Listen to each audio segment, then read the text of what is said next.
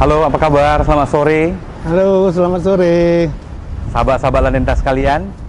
Pada sore yang berbahagia ini, apa kabar, Dok? Kabar baik. Sehat nggak? Sudah setahun tidak bertemu Sehat, ya. pada masa pandemi Corona.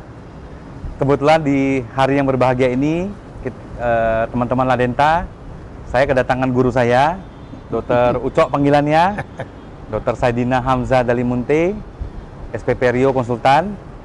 Beliau adalah guru saya. Saya kenal beliau sejak 2002, Dok. 2002 ya? Ya, kira-kira sudah hampir 19 tahun ya, Dok. 19 tahun kami berkenal. Ya, ini sungguh masa-masa yang menyenangkan bagi saya, karena kebetulan saya bisa mengundang beliau pada YouTube channelnya Ladenta. Kami happy bisa ya pada masa corona, Dok. Sebenarnya kita sulit ketemu ya, Dok. Tapi kita menjalankan protokol kesehatan.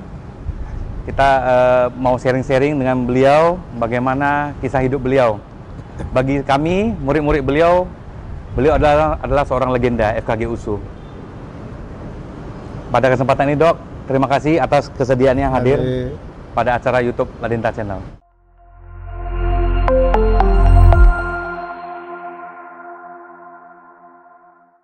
So, teman-teman Ladenta, kita berada dalam kembali ruangan, Dok. Ya.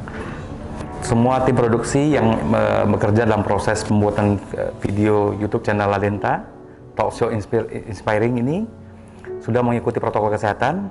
Kita memakai hand sanitizer, memakai masker. Cuman untuk kita komunikasi lebih enak, Dok, kita mohon izin buka facial, Dok. Kita buka facial ya. Oke. Sebelumnya, saya akan membacakan sedikit CV mengenai beliau. Jadi beliau adalah guru saya yang saya hormati, yang menjadikan inspirasi bagi saya dan juga banyak murid-murid di FKG USU.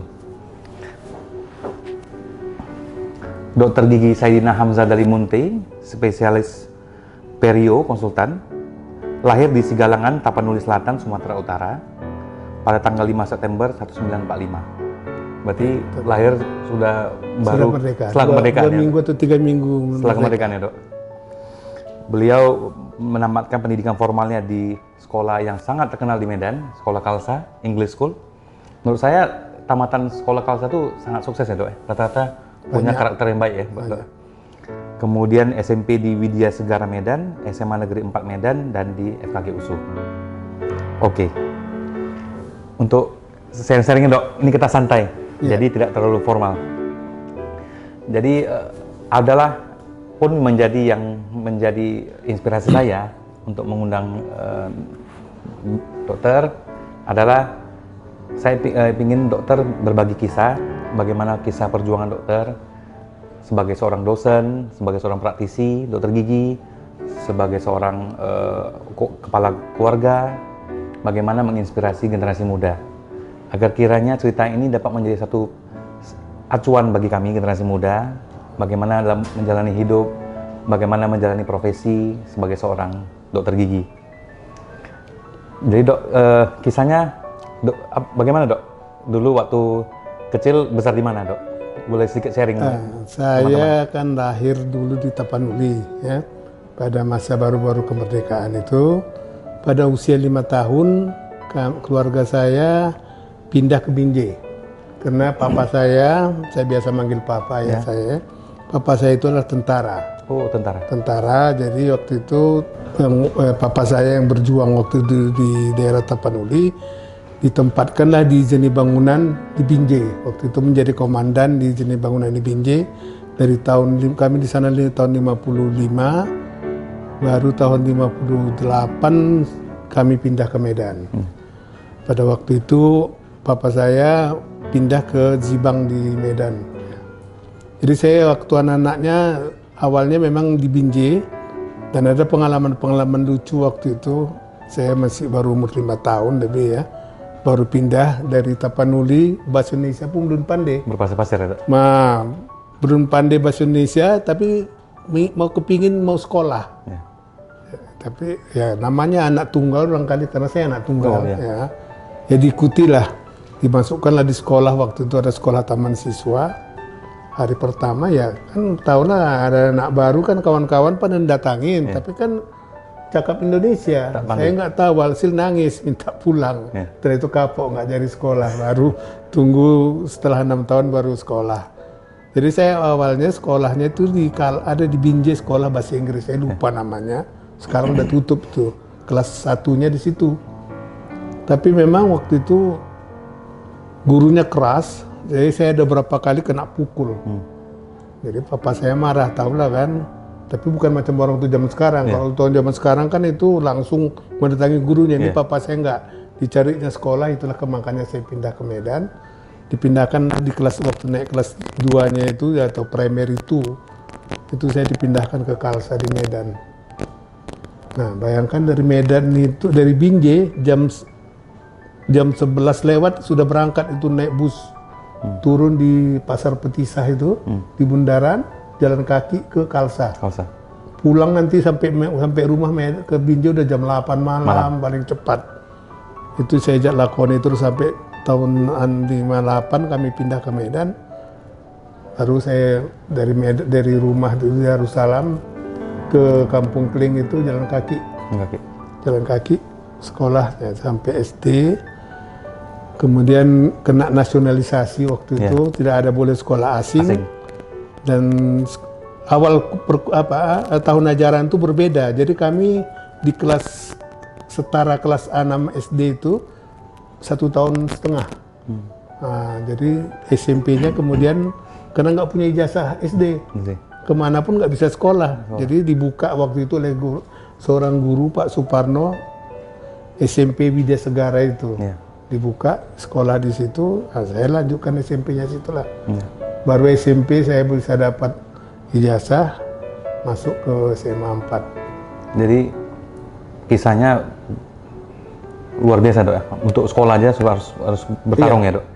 Itu bayangkan dari tahun 55 saya selama 3 tahun Medan Binjai itu jalan tuh naik bus. Nah, setahun itu ada yang orang masih ada pemilih jauh digaji khusus untuk menemani saya untuk sekolah. Untuk sekolah ke Medan itu mengawaninya. Setelah setahun kemudian ada berkenalan dengan ada turunan India yang jualan bumbu di pasar Binjai. Jadi saya dititipkan sama mereka. Mereka ada 2 bang adik yang kelasnya lebih tua dari saya. Jadi saya pukul 11 sudah jalan kaki dari rumah kami Jalan Kartini ke rumah orang India ini, dan dari situ baru numpang sama mereka ikut naik bus ke Khalsa. ke Medan. Saban hari terus itu. Jadi kalau saya boleh dapat kisahnya, Dok, bagaimana sistem pendidikan orang tua, Dok, pada masa kecil ayah dan ibu? Waktu itu memang beda dengan anak-anak zaman sekarang. Itu orang tua tidak banyak cakap. Kalau dia marah, ya kita langsung takut. Nggak sampai bentak atau apa. Dia nengok kita, melihat aja begini, kita pandang, kita udah takut. Kita sudah tahu ada yang kita salah, Dok. Dan saya ingat, saya kan anak tunggal, memang tidak begitu diistimewakan memang, tapi tidaklah dimanja kali. Sekalilah raport saya kurang bagus. Itu papa saya marah, dia ambil buku, dicampakkannya keluar. Seluruh buku saya, sudah kau berhenti sekolah, kata. Wah, itu saya takut. Takut sekali. Setelah itu saya selalu berusaha untuk yang terbaik. Untuk terbaik di sekolah. Walaupun tidak pernah juara 1 lah, tapi pokoknya rankingnya tetap bagus begitu. Waktu itu teman saya satu sekolah itu satu kelas. Waktu itulah dia jumpa dengan Pak Hanif itu, sama yang satu yang selalu sama saya, Profesor Darwin Dalimunti. Nah, itu yang kawan saya selalu satu bangku. Jadi hanya dengan itu aja. Tapi kita udah takut. Nah, beda nih. Tapi memang saya kira juga kultur dulu ya. Kultur dulu kita anak-anak menghadapi orang tua beda dengan sekarang. Kalau sekarang memang marah pun kita macam mana dia cuek aja. Kalau dulu enggak. Bapak saya jarang marah dulu, papa itu jarang. Ditengoknya aja kita gini, kita udah takut. Nah, sekali itulah yang ingat kali saya, dia buang buku semua, udah kau berhenti sekolah, wah takut kali. Terus bagaimana dengan ibu, Dok? Apa? Ibu saya beliau. itulah yang paling memperjuangkan saya kan. Ya, saya buka sedikit rahasia keluarga. Saya kan anak tunggal. Ya. Ya, sudah jelas lah bapak saya itu kepingin punya anak perempuan. Sehingga setelah pindah ke Medan, ya saya punya ibu yang kedua. Dari sana ada 5 saudara. Sekarang udah tinggal 1. Masih ada saudara saya perempuan dari ibu nomor 2 di Batam sekarang. Ya. Nah, itu kalau ibu saya selalu mempertahankan saya, ibu lah. Ya, bagaimana saya untuk perjuangkan, karena waktu itu kan tahulah kehidupan orang tua kan naik turun, sehingga pada waktu saya tamat SMA dari itu betul-betul ekonomi keluarga saya down. Bapak saya down, bagaimana mau menghidupi 2 keluarga, sehingga saya betul-betul hanya disokong oleh ibu saya. Dia ibulah yang berjuang, dia jualan, bawa dagangan orang ya. Itulah yang membuat salah satu motivasi saya bahwa saya ingin kuliah di FKG itu yang penting cepat tamat untuk mengambil alih peran dari orang tua. Karena saya kesian ibu saya yang harus terus berkorban untuk itu. Itu merupakan satu motivasi yang paling kuat pada diri saya, bagaimana saya harus berbuat yang sebaik-baiknya. Apa pesan-pesan yang sering diulang-ulang beliau, yang menjadi satu semangat? Yang satu, kalau semangat itulah selalu supaya harus giat belajar. Tapi yang paling ditekankan adalah kita kalau ada dikasih satu kerjaan oleh orang, berbuatlah yang sebaik-baiknya. Jangan harapkan upahnya dulu. Yang penting kita bisa mengerjakan yang sebaik-baiknya. Nah, itu yang saya pegang terus sampai saya jadi mahasiswa, sampai saya jadi dosen, itu selalu yang saya pegang. Saya nggak pernah mengharapkan balasan, ya. Yang pokoknya kalau itu tugas saya selalu kerjakan sebaik-baiknya. Jadi istilahnya kalau kita masih bekerja itu kan ada hak dan ada kewajiban. Ya. Nah, jangan kita menuntut hak, kewajiban dulu. Kita kalau lakukan kewajiban kita, apa yang jadi tanggung jawab kita, nah itu nanti orang lain yang akan. Itu yang kedua, sering itu saya hadapi kawan-kawan di fakultas, kalau sudah soal hak bisa ngotot-ngototan, bisa kecewa ya. Tapi kalau kewajiban suka lalai. Itu yang kadang-kadang yang saya kesalkan, dan itu sampai sekarang sama anak saya selalu saya ingatkan. Itu nanti akan kamu hadapi bahwa banyak orang dia itu yang perlu sama dia hak, kewajiban itu nomor sekian ya kan. Jadi melantur sedikit, itu ingat saya tadi, saya baca koran tadi sebelum berangkat kemari, ada katanya 1 juta orang, hampir 1 juta PNS yang fiktif. Nah, kemarin malam anak saya si Doi datang, dia bongkar arsip di ekonomi. Ada 2 pegawai udah di 3 tahun tidak pernah masuk, tapi gaji jalan terus. Hari ini yang janjinya dipanggil pukul 2 untuk dia apa? Itulah.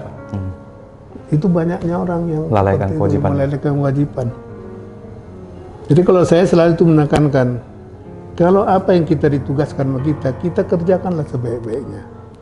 Jangan harapkan sesuatu lebih dulu, tapi kita kerjakan dulu tugas kita yang penting, tanggung jawab kita itu yang penting. Oke, kira-kira mengenang ibu, ada nggak kira-kira yang dokter belum kesampaian atau yang dokter rasa sesali kenapa belum buat untuk ibu? Atau yang mungkin dokter rasa, saya pernah mengecewakan ibu? Kalau barangkali mengecewakan, yang sepengetahuan saya ikuti aja kemauannya. Tapi barangkali ya masalah yang tidak bisa saya balaskan ke ibu saya, ya mungkin kemewahan dunia lah yang barangkali tidak sampai saya bisa membawa dia membagikan beliau. Membagi, tapi apa yang penting, misalnya ya orang tua tentunya ingin naik haji. Udah, alhamdulillah sampai itu ya. Kesampaian ya, walaupun bapak saya tidak, hanya ibu saya perjuangkan sempat. Dan Yang paling apa adalah saya selama kuliah, karena tadi pikiran saya itu hanya untuk bagaimana lulus. Saya maafnya nggak pernah saya pacaran. Tidak pernah sama sekali saya pacaran. Tidak pernah Saya terbersit ya? banyak bergaul dengan anak-anak junior, Iya, mengajari mereka. iya. Tantiran Tanteran. ke rumahnya, saya datangin, tapi sedikit pun nggak terbesit bahwa ingin memacari mereka, tidak. Karena tujuan saya bagaimana saya cepat siap. Bisa. Tapi setelah saya tamat, dan kebetulan saya sudah jadi asisten, ya, badung saya keluar. Iya. Bisa pasang 3, itu ada ceritanya itu. Tapi kalau selama saya masih di bawah apanya ibu saya memang. Dan itulah sehingga dalam berkeluarga juga saya selalu ikuti pilihan orang tua. Ya, patuh pada. Patuh, karena saya mikirkan saya kan anak tunggal. Macam mana pun ibu saya pasti tinggal dengan saya. Kalau saya punya istri yang bukan cocok dengan dia, bukan pilihan dia, bayangkan bagaimana dia menderitanya kan. Ya. Jadi luar biasa ya dok, pengalaman kecil ya dok. Ya. Sederhana, tapi berbekas selamanya dok. Iya. Pendidikan orang tua, dan itu saya rasa menjadi panduan hidup kita ya dok. Selain, Iya. selain dalam ajaran agama, Betul. dalam hal didikan orang tua, menjadi satu tuntunan hidup kita ya dok, sehari-hari dok. Jadi sekarang ngomong-ngomong mengenai kuliah FKG USU dok. Bagaimana nih, kok bisa tiba-tiba bisa masuk kuliah di FKG dok? Jadi Ada kisah yang unik nggak dok? Menarik. uniknya bukan berhubungan dengan FKG sebenarnya. Saya kan waktu dari mulai anak-anak, waktu SD, mulai dari di Binjai, kakek saya, opung, ayah bapak saya itu kerja di kebun, kerani di kebun kerani. tembakau. Kemudian setelah saya SMA, ada adik ibu saya yang waktu saya SMP ikut sama sekali kami disekolahkan, tamat SPMA, dia kerja di kebun asisten. Jadi saya sudah terbiasa kalau libur tuh di kebun. Jadi dalam pikiran saya senang sekali saya nengok orang-orang kebun itu Bekerja. kerja teratur. Pagi pergi, siang pulang makan siang, malam sudah di rumah kumpul sama keluarga, nggak ada pikiran lain-lain. Anak kebun ya dok? Anak kebun begitu. Jadi saya pun kepingin kali. Ya. Jadi orang apa itu? Cuma cita-cita saya jadi orang kebun. Saya sehingga di rumah pun tertarik. Urusan-urusan bunga-bunga, tanaman ibu saya yang ngurus. Seplera apa semua, kaktus apa banyak itu di rumah dulu. Tapi papa saya tidak setuju. Jadi waktu saya udah SMA kelas 3, bilang mau dekat-dekat mau kuliah, papa saya bilang jangan coba-coba kau kerja di kebun, itu jadi kuli. Apapun kau nanti jadi insinyur pun kau itu tetap juga kau namanya kuli, nggak ada. Kau masuk teknik, kalau teknik itu kau bisa berkarya gini-gini. Saya berpikir, tangan saya ini bukan orang terampil, cuma anak saya masuk teknik, yalah saya pikirkan. Jadi begitu saya tamat SMA tahun 64, waktu itu ada testing ITB di sekolah Nasrani itu. Saya suruh daftarlah saya. Namanya kan Institut Teknologi Bandung. Nah, bapak saya kan nggak tahu, saya daftar ambil apa? Saya ambil farmasi. Nggak lulus. Nggak lulus. Di USU pun saya testing waktu itu. Ambil teknik juga, ambil kedokteran. Dua-dua tak lulus. Nah, nganggurlah. Kebetulan ada buka waktu itu Universitas 17 Agustus, UNTAK, farmasi di Nompang di sekolah asisten apoteker di Kampung Kling. Kuliahlah saya di situ. Sama-sama Prof. Darwin Dalimunte itu waktu itu. Kuliah di situ. Akhir tahun kan dulu kan naik tingkat bukan semesteran. Pas ujian naik tingkat hari pertama, pulang lihat pengumuman terima saya di waktu tahun kedua saya testing di kedokteran gigi. Saya nggak bilang sama papa saya bilang oh nggak, tahun kedua itu sudah lagi nggak, karena kebetulan sudah yang menjamin kekeluargaan kami lah, hidup kami itu dari ibu, bapak saya nggak berani ngomong. Jadi saya testing kedokteran gigi. Tiba-tiba lulusnya di kedokteran gigi. Saya pun bingung, gimana masuk kedokteran gigi ini. Tapi ya pikiran saya tadi itu, saya harus kuliah, harus bisa punya penghasilan untuk menggantikan orang ibu saya, mama saya kan. Ya jalannya aja lah.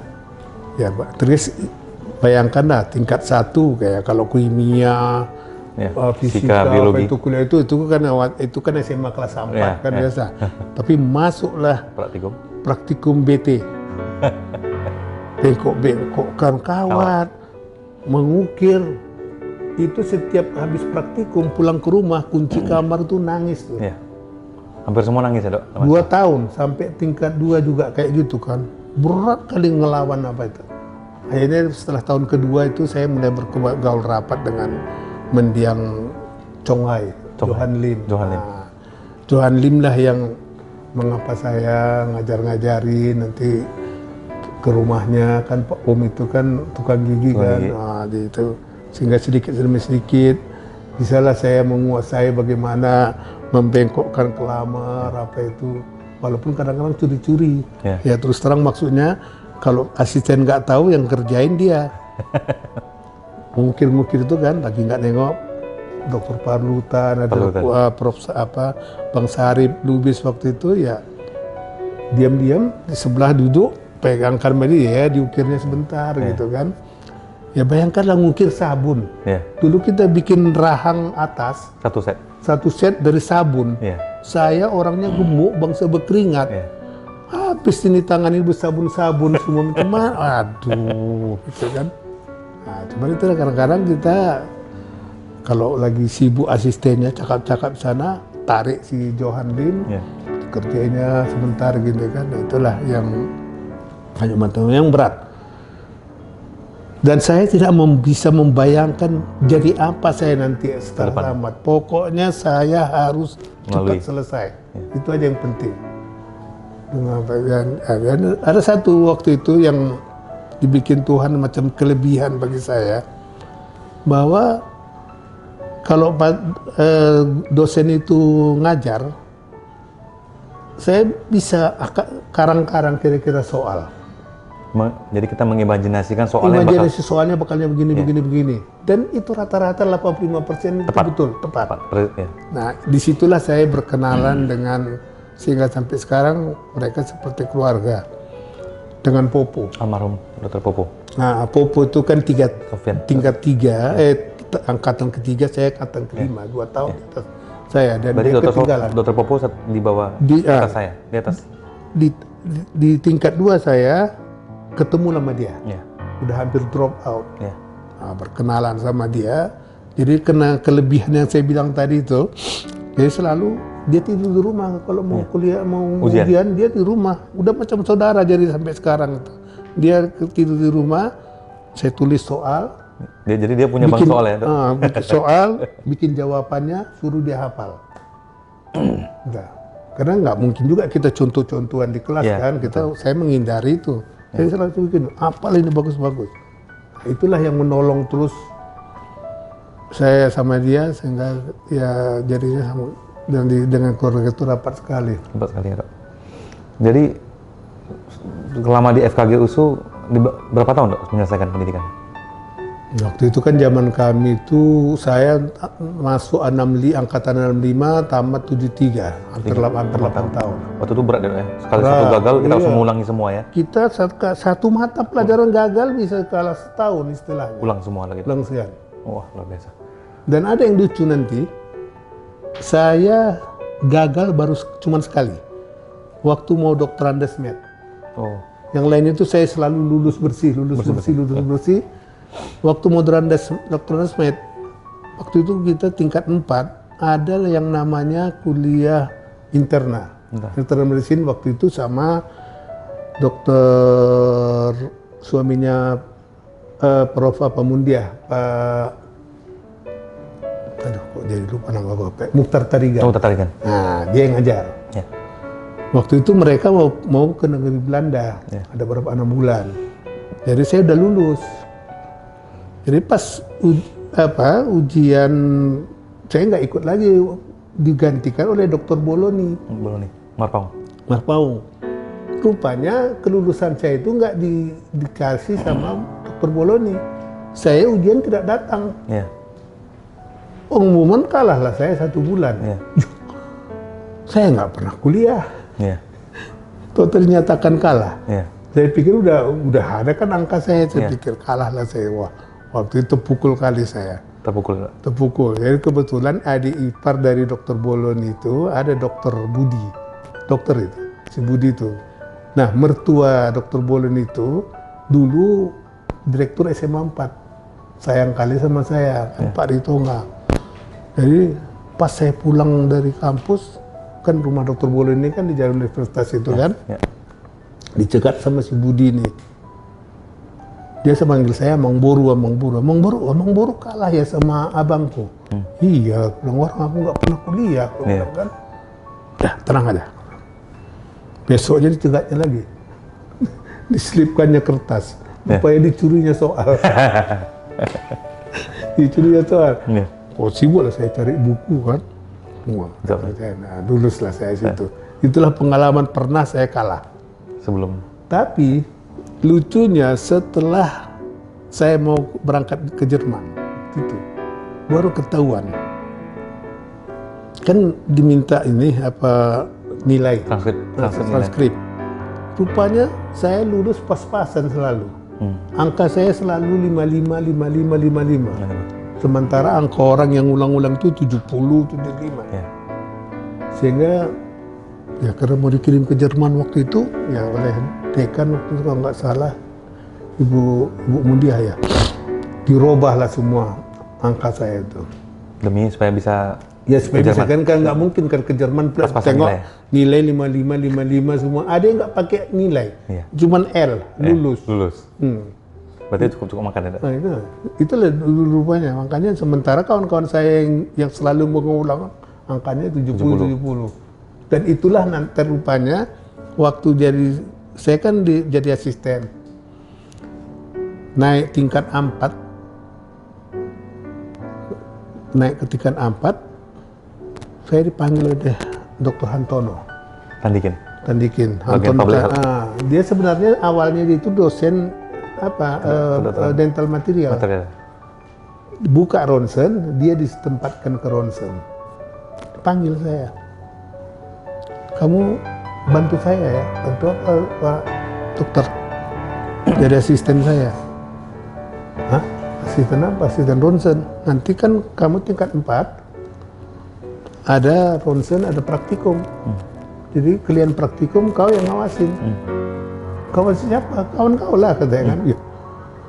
Ya udahlah, saya pikir-pikir, yang dalam otak saya, waduh, ini kan ada uangnya nanti ya pastilah bisa membantu. Ya saya iyakan aja, saya terimalah. Nah setelah dari Dr. Andesmed, diuruslah mengurus jadi CPNS. Masuk usul ke rektor, waktu itu Pak Hariswondo, rektornya, diperiksa semua, beberapa orang gagal. Waktu itu saya di ronsen, Aspan di perio, siapa mendiang istri Dr. Wahab, siapa? Kok jadi lupa kali sekarang. Suebah. Suebah di orto. Suebah Lubis. Ternyata nilainya nggak memenuhi. Makanya Suebah pindah ke OM. Saya rocker dengan si Aspan. Saya ke ronsen, Aspan masuk ke ini. Itulah pengalaman. Jadi asisten itu pun saya nggak pernah terpikir mau jadi asisten. Tiba-tiba aja Pak Hantono minta saya. Menurut dokter apa kelebihan dokter sehingga Dokter Hantono itu almarhum melihat dokter itu punya peluang jadi asisten, Dok?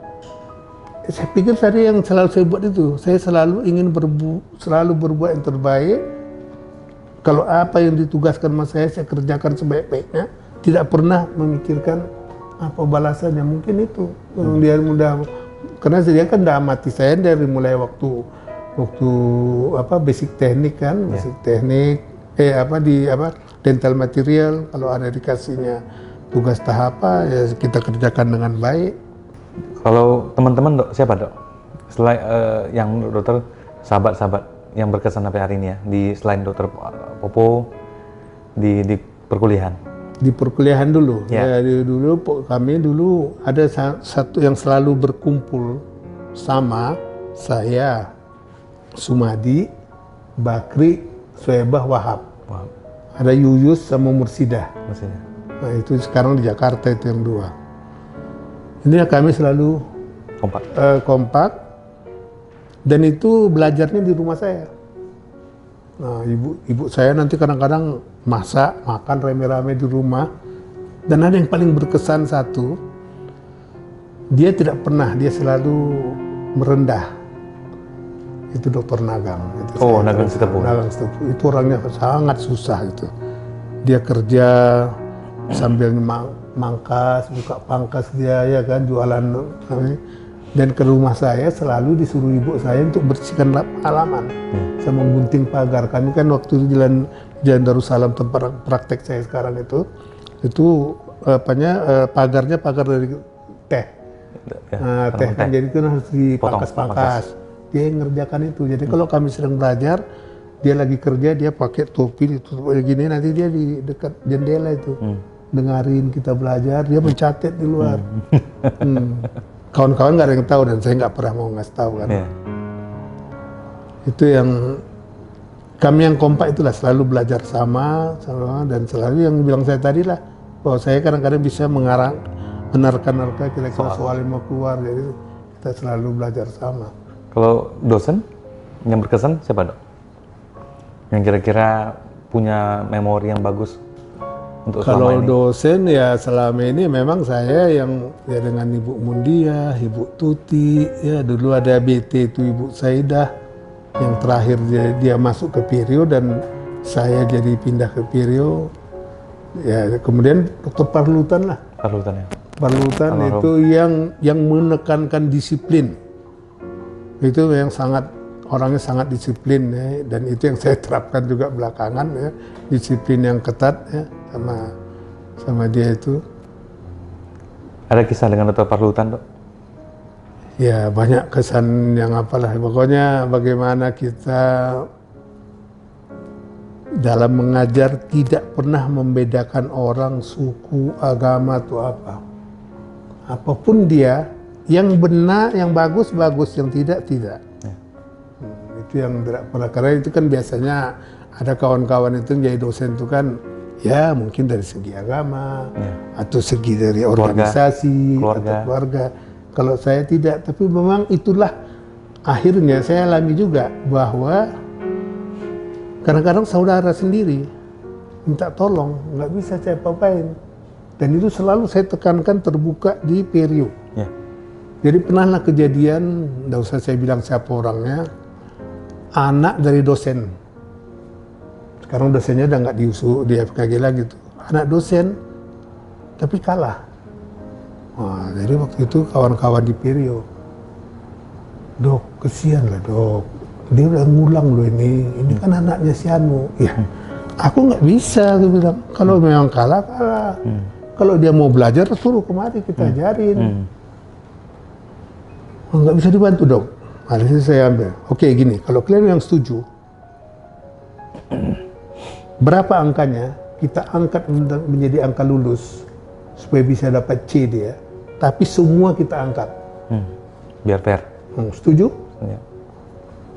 Dokter Jul, Dokter Irma, apa semua setuju. Oke, kerjakanlah. Pada waktu itu 50% A dan B. Tidak ada yang kalah, Perio. Orang pun heran. Lah, kok Perio gitu biasanya killer, kok sekali ini nggak ada yang kalah? Ya udahlah, saya diam aja. Itu yang saya tekankan, sekalian mengajar kepada kawan-kawan itu. Kita walaupun ini anak siapa, nggak boleh kita bedakan. Tapi kalau kita mau menolong dia, oke, angkat semua. Semua angkat. Waktu itu Perio itu hampir 50% A dan B itu. Dan tidak ada yang E. Paling rendah D. Dia cuma 2 orang barangkali. Nah, itulah kita bikin. Nah, itu selalu saya jaga. Sehingga tidak bisa, dan itu makanya waktu, nggak tahu kalau zaman Kris masih ada kayak gitu. Kalau hasil ujian itu kan orangnya saya panggil. Dia mesti lihat angkanya. Dia dapat A, B, atau apa itu angkanya berapa. Karena saya mau terbuka, tidak mau sampai eceknya merugikan orang lain.